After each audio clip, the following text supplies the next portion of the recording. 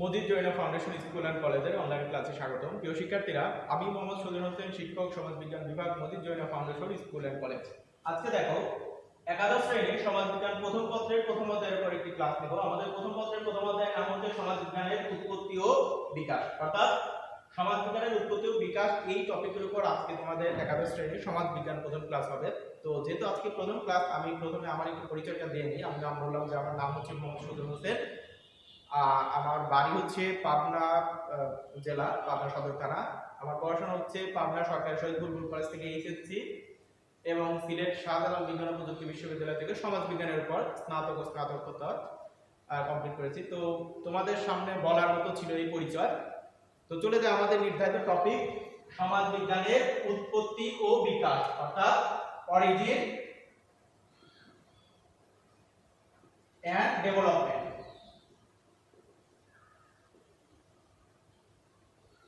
এই origin and ডেভেলপমেন্টটা কার? সমাজবিজ্ঞানের, অর্থাৎ সমাজবিজ্ঞানের origin and development, সমাজবিজ্ঞানের উৎপত্তি ও বিকাশ। তো দেখো, অরিজিন এন্ড ডেভেলপমেন্ট পড়ার আগে আমরা দেখি সমাজবিজ্ঞানটা কি। দেখো, সমাজবিজ্ঞানের ইংরেজি শব্দ হচ্ছে sociology, S O C I O L O G I, sociology. দেখো, এই সোশিওলজির বাংলা শব্দ হচ্ছে সমাজবিজ্ঞান। এই সোশিওলজি শব্দটা এসেছে দেখো সোশাস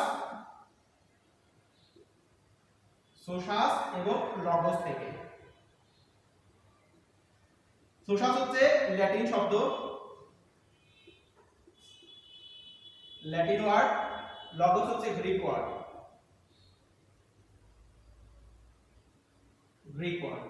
এই সোশাস অর্থ সমাজ,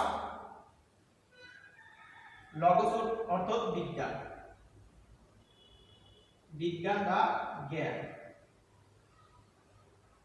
দেখো, এই লগসকে আবার অনেক জায়গায় লজিয়াও দেখবা, কারণ লজিয়া এবং লগস এই দুইটা মূলত গ্রিক শব্দ এবং দুইটার অর্থই হচ্ছে এক, বিজ্ঞান। আবার দেখো, সোশিয়াস হচ্ছে ল্যাটিন শব্দ, এটার ইংরেজি একটা রূপ আছে, ইংরেজি হচ্ছে কম্পেনিয়ন মানে সঙ্গী। দেখো, এই সোশিওলজি বলতে কম্পেনিয়ন কেন বোঝানো হচ্ছে? কারণ আমরা জানি, দেখো, সমাজবিজ্ঞানের সংজ্ঞায় বা সমাজবিজ্ঞান বলতেই মূলত বোঝানো হচ্ছে যে ব্যক্তির সাথে ব্যক্তির পারস্পরিক সম্পর্কই হচ্ছে মূলত সমাজবিজ্ঞান। অর্থাৎ এই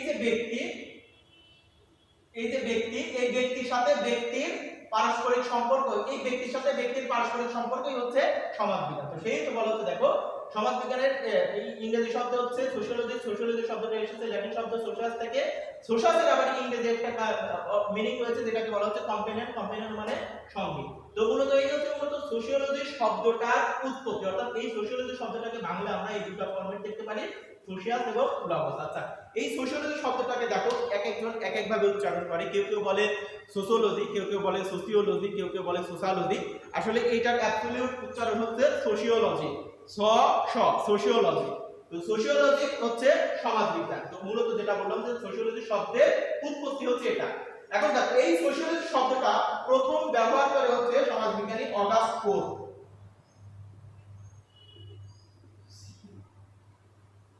বাংলাটা দেখো, অগাস্ট অগাস্ট কোট। এটার বাংলা অর্থ আসে যে এরকম, কোট,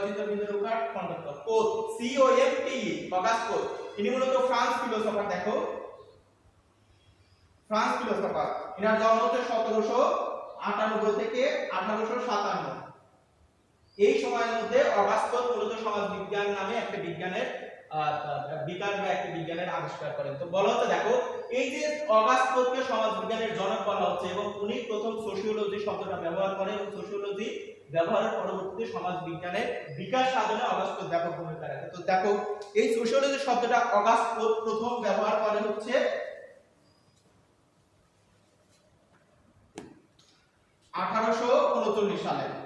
অর্থাৎ 1839 সালে অগাস্ট কোট এই সোশিওলজি শব্দটা প্রথম ব্যবহার করে। অগাস্ট কোটের একটি বই আছে, দেখো, course COURAC, course D philosophic positive,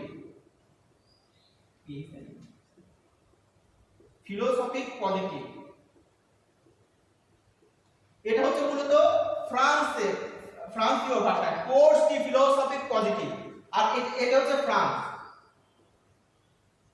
এটা হচ্ছে ফ্রান্সিয়ান ভাষায় বই, আর এটার ইংরেজি ভাষাটা হচ্ছে দি পজিটিভ ফিলোসফি। দি পজিটিভ ফিলোসফি।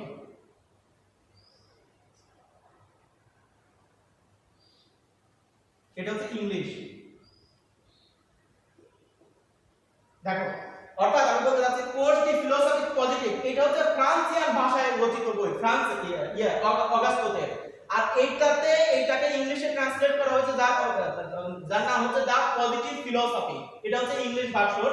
এই পজিটিভ ফিলোসফির ষষ্ঠ খণ্ডে, এই বইটা অনেকগুলো ভলিউম আছে, এই পজিটিভ ফিলোসফির 6th এডিশন বা ষষ্ঠ খণ্ডের চতুর্থ খণ্ডে এই সোশিয়োলজি শব্দটা ব্যবহার করে। জিনিসটা আমি আবার বলতেছি, দেখো, দা পজিটিভ ফিলোসফি এই বইয়ের ষষ্ঠ খণ্ড, মানে এই বইয়ের অনেকগুলো খণ্ড আছে, এই ষষ্ঠ খণ্ডের চতুর্থ অধ্যায়ে মূলত এই সোশিয়োলজি শব্দটা ব্যবহার করে অগাস্ট 1839 সালে।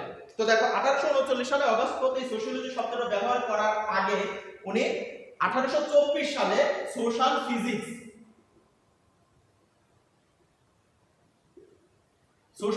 ব্যবহার করে 1824 সালে।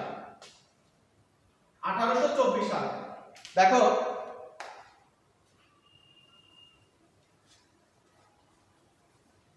অর্থাৎ 1839 সালে উনি সোশিওলজি শব্দটা ব্যবহার করে, এবং 1839 সালে ব্যবহার করার আগে, বেশ কিছু আগে, দেখো 1824 সালে উনি প্রথম সোশ্যাল ফিজিক্স ব্যবহার করে, অর্থাৎ সমাজ বিজ্ঞান নামে একটি বিজ্ঞানের তৈরির প্রথম শব্দটা ছিল হচ্ছে সোশ্যাল ফিজিক্স 1824 সালে। পরবর্তীতে এই শব্দটা বেলজিয়ামের এক পরিসংখ্যানবিদ তার একটা আর্টিকেল, তার একটা লেখায় প্রকাশ করা বা চুরি করার ফলে পরবর্তীতে উনি এই শব্দটাকে উইথড্র করে এবং ক্যান্সেল করে পরবর্তীতে 1839 সালে সোশিয়োলজি শব্দটা ব্যবহার করে। দেখো, এই যে সোশ্যাল ফিজিক্স কেন ব্যবহার করলো উনি, বা উনি সোশ্যাল ফিজিক্স নামে এই সমাজকে উনি ফিজিক্স কেন বললো? ফিজিক্স এই জন্যই বললো, দেখো আলটিমেটলি তুমি এইভাবে চিন্তা করো যে সমাজকে কিন্তু আমরা কেউ দেখি না, বা সমাজকে দেখার জিনিস না, সমাজকে দেখা যায়ও না আসলে। অর্থাৎ সমাজকে আমরা কেউই দেখি না, বাট ফিল করি যে আমি সমাজের সদস্য, তুমি সমাজের সদস্য, আমরা সবাই সমাজের সদস্য। কারণ এই পৃথিবীতে আমরা জানি যে, দেখো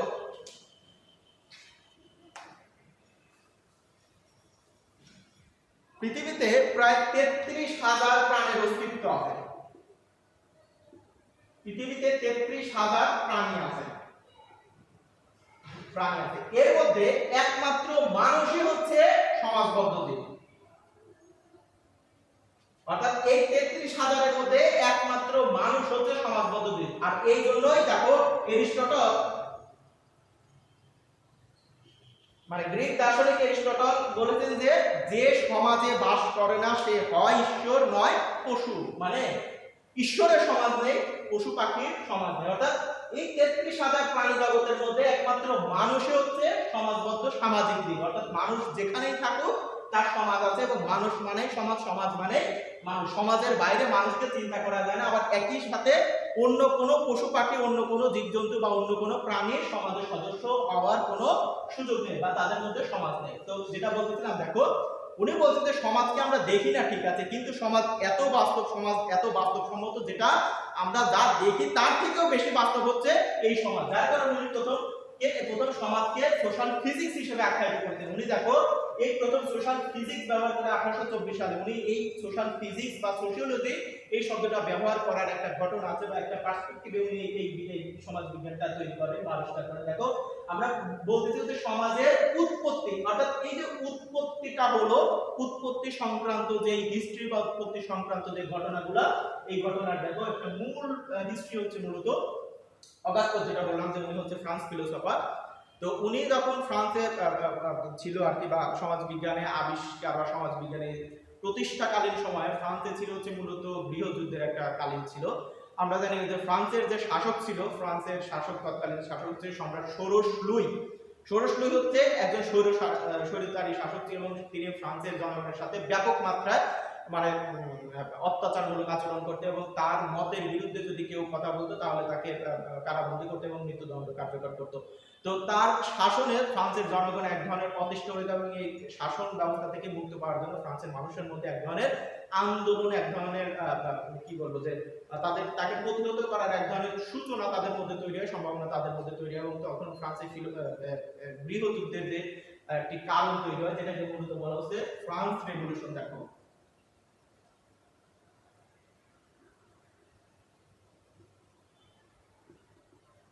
ফ্রান্স রেভলিউশন। এই ফ্রান্স রেভলিউশন পরবর্তী সময় দেখো, অর্থাৎ রেভলিউশনের বাংলা হচ্ছে বিপ্লব।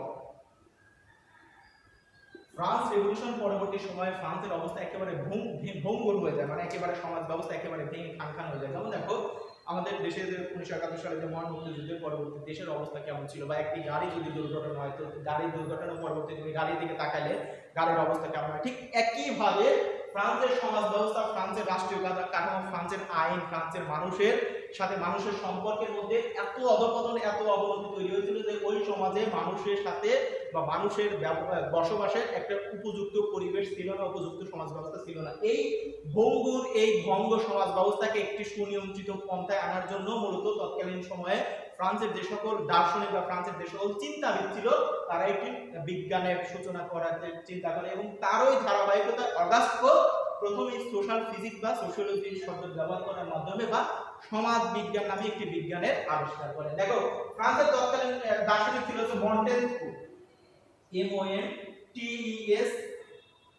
MONTESQUE, Montesquieu.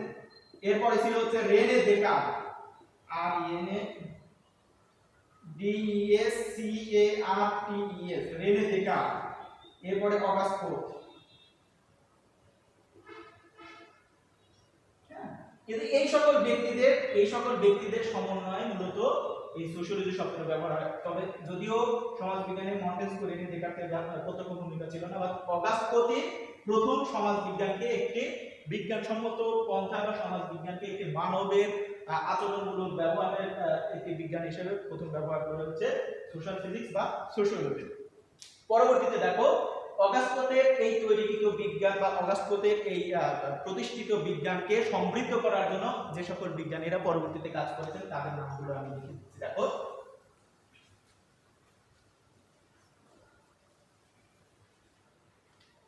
আচ্ছা, আমি প্রথমে লিখলাম যে অগাস্ট কোট,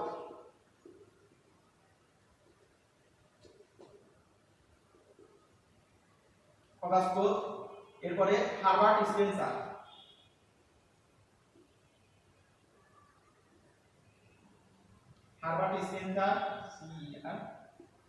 এমিল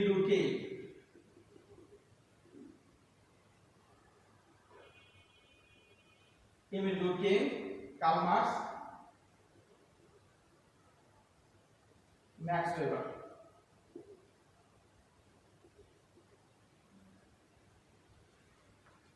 অগাস্ট কোটের বাড়ি ছিল ফ্রান্স, হার্বার্ট স্পেন্সারের বাড়ি ইংল্যান্ড, এমিল ডুর্কেইমের বাড়ি ফ্রান্স, এরপরে কার্ল মার্কসের বাড়ি হচ্ছে জার্মান, ম্যাক্স ওয়েবারের বাড়ি হচ্ছে জার্মান। দেখো অর্থাৎ সমাজ বিজ্ঞানের যে এই পাঁচজন যে ফাউন্ডিং ফাদার, এদেরকে বলা হয় ফাউন্ডিং ফাদার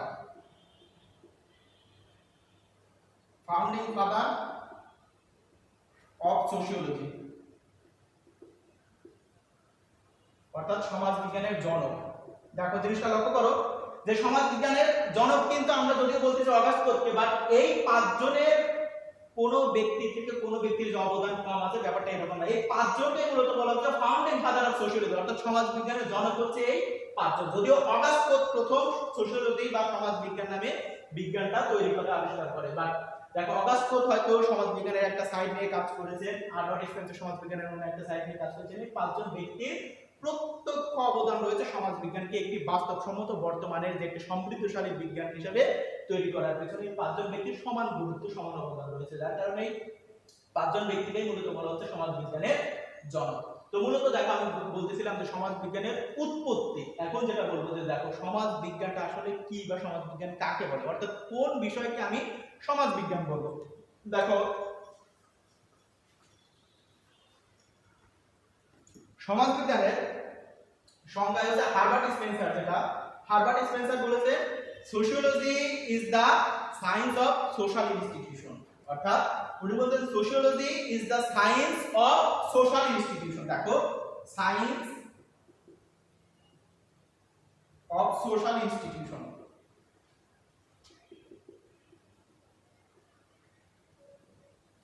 অর্থাৎ উনি বলতেন যে sociology is the science of social institution. দেখো উনি বলছেন সোশ্যাল ইনস্টিটিউশনটাই হচ্ছে মূলত সমাজ, অর্থাৎ সমাজে যে সকল অনুষ্ঠান, সমাজে যে সকল প্রতিষ্ঠান, সমাজে যে সকল ক্রিয়াকর্ম রয়েছে তার সামগ্রিক রূপটাই হচ্ছে সমাজ বিজ্ঞান। এটা হচ্ছে হার্ভার্ড স্পেন্সার। এরপরে দেখো ম্যাক্স ওয়েবার বলছেন sociology is the science of social action, অর্থাৎ উনি বলছেন দেখো is the science of social action. জিনিসটা লক্ষ্য করো, এটা হচ্ছে ম্যাক্স ওয়েবার বলছেন sociology is the science of social action, অর্থাৎ উনার মূল কথা হচ্ছে দেখো জিনিসটা লক্ষ্য করো, হার্ভার্ড স্পেন্সারের মূল কথা সোশ্যাল ইনস্টিটিউশন আর ম্যাক্স ওয়েবারের মূল কথা হচ্ছে সোশ্যাল অ্যাকশন। সোশ্যাল অ্যাকশন বলতে বোঝাচ্ছে দেখো ব্যক্তি হিসেবে আমি কি করি সেটা হচ্ছে আমার ব্যক্তিগত কাজ বা আমার ইন্ডিভিজুয়াল অ্যাকশন, বাট সমাজের সামগ্রিক মানুষ যেটা করে সেটাকেই মূলত বলা হচ্ছে সমাজ বিজ্ঞানের আলোচ্য বিষয়, বা সেটাই হচ্ছে সমাজ বিজ্ঞান। অর্থাৎ সমাজের মানুষ সামগ্রিকভাবে যেটা করে সেটাই হচ্ছে মূলত সোশ্যাল অ্যাকশন। এবং ম্যাক্স ওয়েবার এটাকেই মূলত বলতেছেন যে সমাজ বিজ্ঞানের মূল বিষয় বা এটাই হচ্ছে মূলত সমাজ বিজ্ঞান। তবে দেখো সমাজ বিজ্ঞানের একটু উল্লেখযোগ্য সংজ্ঞা দিয়েছেন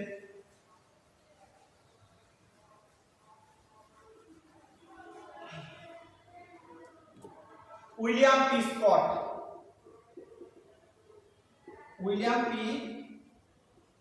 স্কট তার the dictionary of sociology.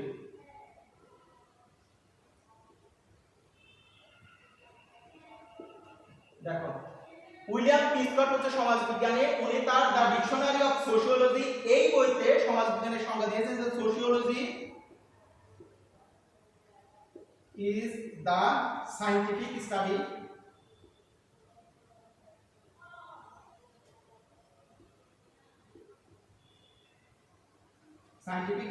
Of human social.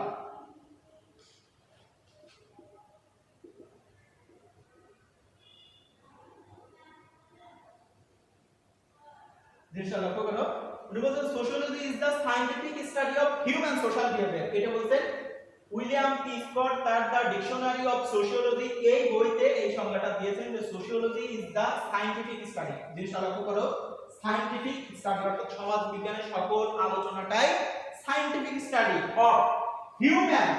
জিনিসটা লক্ষ্য করো, হিউম্যান অর্থাৎ আমি যেটা এর আগেই বললাম যে একমাত্র পৃথিবীতে যত প্রাণী বা প্রাণী জগৎ বা প্রাণীকুল যাই বলি না কেন, যে এই সকল প্রাণীকুলের মধ্যে সমাজবদ্ধ জীব হচ্ছে মানুষ, মানুষ ছাড়া অন্য কারো সমাজ নেই। যার মানে দেখো বলা হচ্ছে হিউম্যান সোশ্যাল বিহেভিয়ার বলতে দেখো বলা হচ্ছে যে ব্যক্তি হিসেবে আমরা কি ধরনের আচরণ করি, এটা হচ্ছে তোমার নিতান্ত ব্যক্তিগত আচরণ, বা সমাজের মানুষ বা সামগ্রিকভাবে সমাজ যে আচরণটা করে সেটাকে বলা হচ্ছে সোশ্যাল বিহেভিয়ার।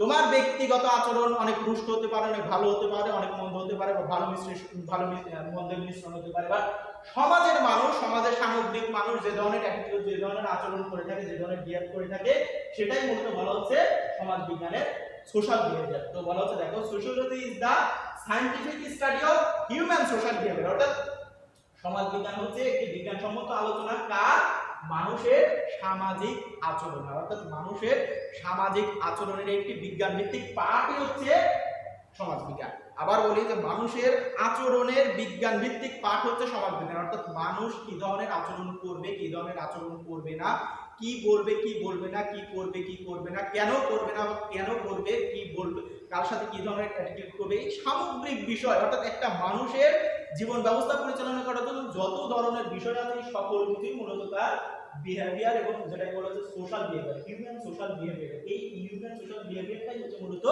সমাজ বিজ্ঞান। তো যার কারণে দেখো মূলত উনি বলতেন যে sociology is the scientific study of human social behaviour. দেখো সমাজ বিজ্ঞানে আরেকজন বিখ্যাত সমাজবিজ্ঞানী দেখো ম্যাকাইভার বলেছেন, ম্যাকাইভার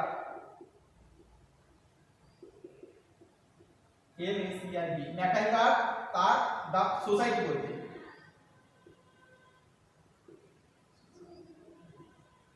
দেখো, অথবা ম্যাকাইভার তার সোসাইটি বইতে উনি সমাজবিজ্ঞানের সংজ্ঞা দিয়েছেন যে sociology is the web of social relationship. দেখো ওয়েব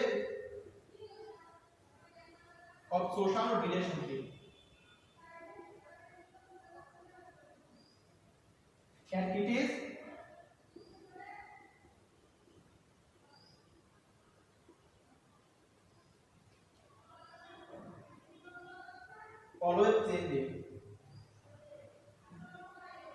জিনিসটা লক্ষ্য করো। উনি বলছে sociology is the web of social relationship and it is always changing.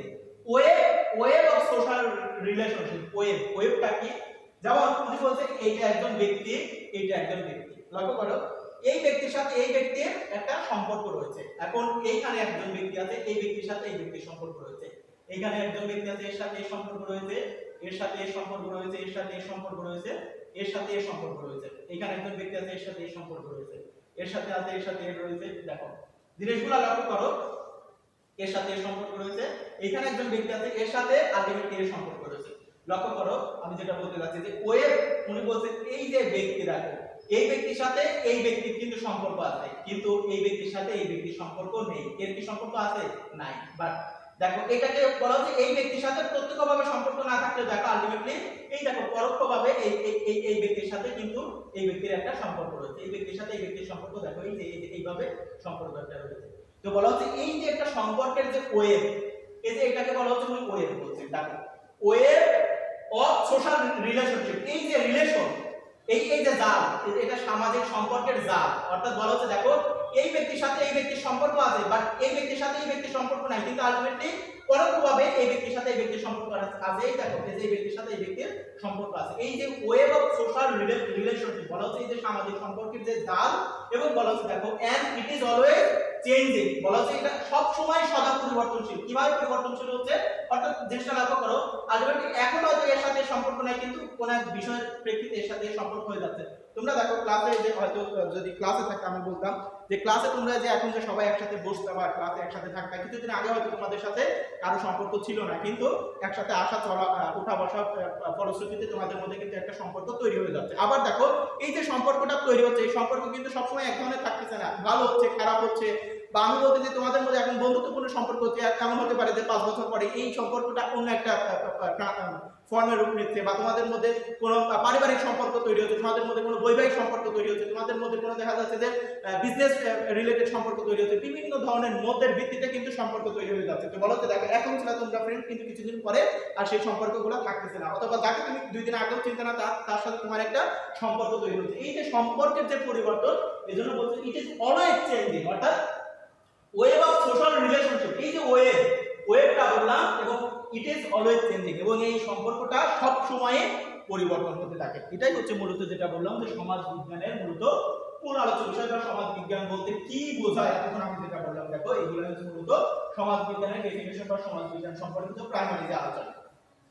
তো তোমাকে দেখো সমাজ বিজ্ঞান সম্পর্কে একটা তথ্য বলি বা একটা বিষয় একটু জানায় রাখি, যে সমাজ বিজ্ঞান যখন তুমি পড়বা, কারণ সমাজ বিজ্ঞানের বিশেষ করে সমাজ বিজ্ঞান তোমাদের দেখো ইন্টারমিডিয়েটে 2টা পত্র আছে, সমাজ বিজ্ঞান প্রথম পত্র এবং সমাজ বিজ্ঞান দ্বিতীয় পত্র। সমাজ বিজ্ঞান প্রথম পত্রের একটা শব্দ তুমি পাবা না, যে শব্দটা বাংলাদেশের পার্সপেক্টিভ বা বাংলাদেশের সমাজ সম্পর্কিত আলোচনার সাথে যায়। অর্থাৎ আমি বলতে চাচ্ছি যে সমাজ বিজ্ঞানে যখন পড়বা বা তুমি একজন সমাজ বিজ্ঞান স্টুডেন্ট হিসেবে মনে রাখবা যে বর্তমানে 195টা পৃথিবীতে স্বাধীন রাষ্ট্র রয়েছে, এবং তুমি একই সাথে বাংলাদেশের নাগরিকের পাশাপাশি এই 195টা দেশের একজন নাগরিক। আমি বলতে চাচ্ছি যখন তুমি সমাজ বিজ্ঞান পড়বা, কারণ দেখো সমাজ বিজ্ঞানের মূল আলোচ্য বিষয় হচ্ছে এই 195টা দেশের মানুষের জীবনযাত্রা, মানুষের কাজকর্ম, মানুষের চিন্তাধারা, মানুষের ধারণ, মানুষের আচার আচরণ সহ তাদের সমাজনীতি, রাজনীতি, অর্থনীতি, ধর্ম, সংস্কৃতি সকল কিছুই সমাজ বিজ্ঞানের আলোচ্য বিষয়। যার কারণে আমি বারবার বলতেছি যে দেখো তুমি যখন সমাজ বিজ্ঞান করবা তখন তুমি একই সাথে বাংলাদেশের নাগরিক, আবার একই সাথে তুমি বিশ্ব নাগরিক, অর্থাৎ সকল বিশ্বের এই 195টা দেশের কালচার, 195টা দেশের মানুষের জীবন ব্যবস্থায় তোমার সমাজ বিজ্ঞানের আলোচ্য বিষয়। তুমি বলতে পারবা না যে আমি বাংলাদেশের নাগরিক, আমি কেন ওই দেশের সমাজ ব্যবস্থা, ওই দেশের কৃষ্টি কালচার, ওই দেশের মানুষের জীবনযাত্রা করবো, কারণ ওই সমাজ বিজ্ঞানের মূল আলোচ্য বিষয় হচ্ছে সারা পৃথিবীর সকল মানুষের সকল জীবনযাত্রাই হচ্ছে তোমার সমাজ বিজ্ঞানের আলোচ্য বিষয়। কেন তাদের বিষয়গুলো সমাজ বিজ্ঞানের আলোচ্য বিষয়? কারণ দেখো সমাজ বিজ্ঞানকে একটা নির্দিষ্ট এরিয়া, সমাজ বিজ্ঞানকে একটা নির্দিষ্ট সেক্টরে আবদ্ধ করার সুযোগ নাই। অর্থাৎ আমি বলতে পারবো না যে এটা সমাজ বিজ্ঞানের আলোচ্য বিষয়, এটা সমাজ বিজ্ঞানের আলোচ্য বিষয়। অর্থাৎ সহজ কথায় বলতে গেলে সবকিছুই সমাজ বিজ্ঞানের আলোচ্য বিষয়, মানে সবকিছুই যেহেতু মানুষ করে, আর মানুষই সমাজ বিজ্ঞানের মূল। দেখো সমাজ বিজ্ঞানের উপাদান হচ্ছে 2টা, সমাজ বিজ্ঞানের উপাদান হচ্ছে 2টা, একটা হচ্ছে মানুষ আর আরেকটা হচ্ছে সম্পর্ক। জিনিসটা লক্ষ্য করো যে এটা হচ্ছে উপাদান।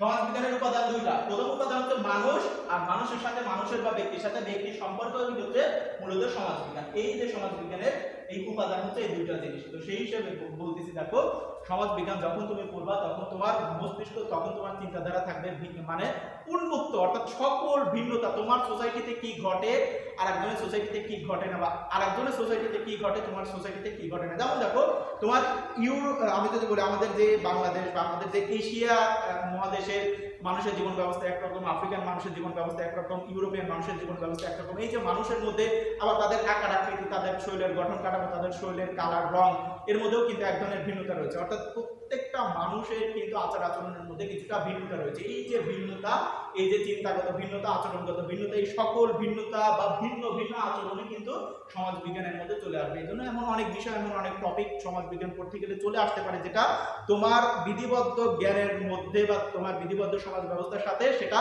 খাপ খাচ্ছে না, অ্যাডজাস্ট করতেছে না। কিন্তু তারপরে সমাজ বিজ্ঞানের একটা স্টুডেন্ট হিসেবে তোমাকে সেই বিষয়গুলোকে মেনে নেওয়ার মানসিকতা থাকতে হবে। এই জন্য থাকতে হবে কারণ আমি বারবার বলতেছি যে সকল কিছুই সমাজ বিজ্ঞানের আলোচ্য বিষয়।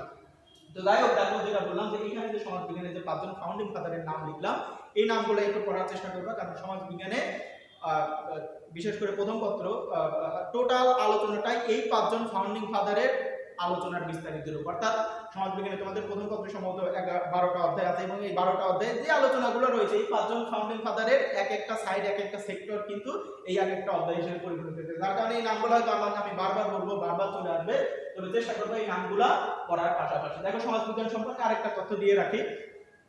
অনেকেই হয়তো তোমাদের মধ্যে এই ধারণাটা তৈরি হতে পারে যে আসলে সমাজের যেহেতু পরিধি, আমি বলতেছি যে 195টা দেশ বা সারা পৃথিবীর সকল কিছুই সমাজের আলোচ্য বিষয়। কেন, কিভাবে, হাও? অর্থাৎ দেখো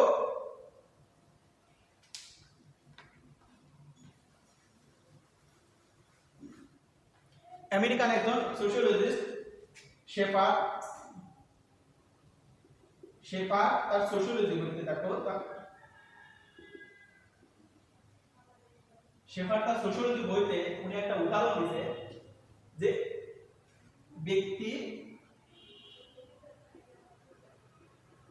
অর্থাৎ এই একজন ব্যক্তি এবং এই একজন ব্যক্তি, এই দুইজন ব্যক্তির মাধ্যমে তৈরি হচ্ছে কি সমাজ। অর্থাৎ একজন ব্যক্তির সাথে আরেকজন ব্যক্তি যখন একটা সম্পর্ক সূত্রে আবদ্ধ হচ্ছে তখন তাদের মধ্যে তৈরি হচ্ছে সমাজ বা সোশিয়োলজি। আবার দেখো উনি বলতে একজন ব্যক্তির সাথে যখন একটা ইনফিনিটি সংখ্যক সদস্য তৈরি হচ্ছে তখন সেটার মধ্যে সৃষ্টি হচ্ছে সমাজ। অর্থাৎ উনি বলতে সমাজ একই সাথে ক্ষুদ্রতম, অর্থাৎ একজন ব্যক্তির সাথে আরেকজন ব্যক্তির সমন্বয়ে তৈরি হচ্ছে সমাজ। আবার একই সাথে একজন ব্যক্তির সাথে সারা পৃথিবীর মানুষের সহ অবস্থানকে বলা হচ্ছে সমাজ। কিভাবে বলা হচ্ছে দেখো, উনি বলতে যে আমি যদি বলি যে মানব সমাজ বা আমি যদি বলি ছাত্র সমাজ, আচ্ছা তুমি এখন বলো যে ছাত্র সমাজ, আমি যখন এই শব্দটা উচ্চারণ করবো তখন কি আমি বলবো যে আমি শুধু বাংলাদেশের ছাত্র সমাজ বলছি, বা আমি যদি আমি হয়তো এশিয়ান ছাত্র সমাজ বলছি, আমি হয়তো ইউরোপিয়ান ছাত্র সমাজ বলছি। আচ্ছা আমি এরকম বলি যে বাঙালি সমাজ, বাঙালি বলতে আমি শুধু বাংলা ভাষাভাষীকে বোঝাচ্ছি, ইউরোপিয়ান বা আফ্রিকানকে বোঝাচ্ছি না। কিন্তু বা আমি যদি বলি ওয়েস্টার্ন বলতে আমাদের এই এশিয়াকে বোঝাচ্ছি। বাট আমি যখন বলবো ছাত্র সমাজ তখন কিন্তু আলটিমেটলি দেখো সারা পৃথিবীর সকল ছাত্রই চলে আসলো এর মধ্যে। আমি বললাম কৃষক সমাজ, আমি বললাম শ্রমজীবী সমাজ, আমি বললাম নারী সমাজ। এই যে নারী সমাজ, এই নারী সমাজের মধ্যে সারা পৃথিবীর সকল নারী চলে আসবে। আবার আমি বললাম যে মানব সমাজ বলতে সারা পৃথিবীর সকল মানুষকেই কিন্তু বোঝাচ্ছে। তো সেই হিসেবে দেখো সমাজ বিজ্ঞান একই সাথে ক্ষুদ্রতম আবার একই সাথে মানে সব থেকে বৃহত্তম হতে পারে। তো এই হেতু যেটা বলা দরকার যে রাষ্ট্র থেকে সমাজ বিজ্ঞান বড় না ছোট, এরকম অনেক সময় একটা কি বলবো যে এক ধরনের বার্গেনিং তৈরি হয় যে রাষ্ট্র বড় না সমাজ বড়। আলটিমেটলি তখন এই হিসেবে এই চিন্তাটা এইভাবে আসবে। যেমন দেখো আমি এটা হচ্ছে ধরে নাও যেটা হচ্ছে বাংলাদেশ, এটা বাংলাদেশ। এখন বাংলাদেশ বলতে আমি এই 1,47,570 বর্গ কিলোমিটারের এরিয়াটাকেই বাংলাদেশ বোঝাচ্ছি।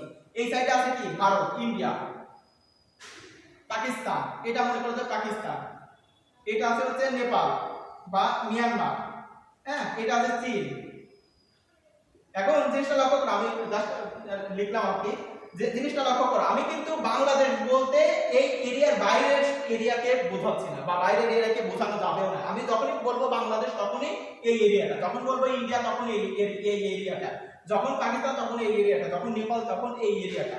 বাট সেই অর্থে আমি যখন বলবো সমাজ, আমি যখন বলবো মানব সমাজ তখন কিন্তু দেখো এই মানব সমাজ বলতে ইন্ডিয়ার মানুষও বোঝায়, বাংলাদেশের মানুষও বোঝায়, চায়নার মানুষও বোঝায়, সকল মানুষও কিন্তু বোঝায়। সেই হিসেবে রাষ্ট্র বড় না সমাজ বড়, এই ধরনের যদি কোনো বিতর্ক তৈরি হয় তখন বলবা যে সমাজ একই সাথে ক্ষুদ্রত থেকে বৃহত্তর হতে পারে। সেই হিসেবে সমাজের যদি ক্ষুদ্রতম অংশ রাষ্ট্র থেকে ছোট, আবার যখন আমি সমাজকে বৃহত্তম অংশে চিন্তা করব তখন সারা পৃথিবীর সকল রাষ্ট্রই একটা সমাজ, অর্থাৎ সমাজ একই সাথে ক্ষুদ্রতম একই সাথে বৃহত্তম।